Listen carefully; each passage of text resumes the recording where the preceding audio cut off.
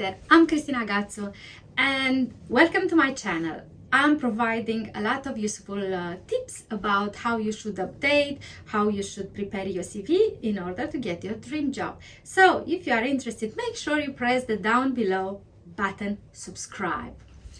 Today we are going to talk about the statement references available upon request. Make sure you don't include that in your CV, and I'll tell you why.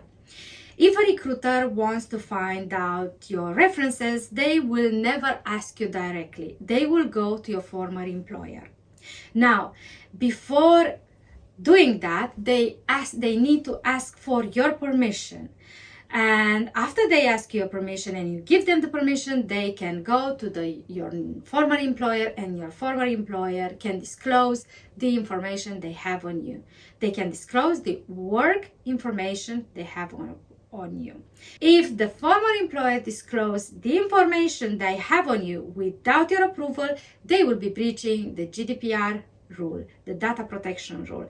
So make sure you know your rights. It's very important to know your rights, especially when we talk about your personal information data.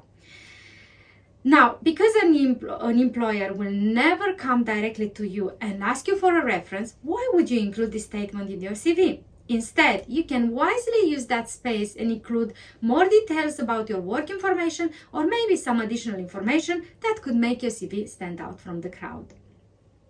I really hope that the information that I just gave you is useful, and I really hope you will get your desired job. If you have any question, or if you struggle with some things when you update your CV, make sure you drop them in the comments below section.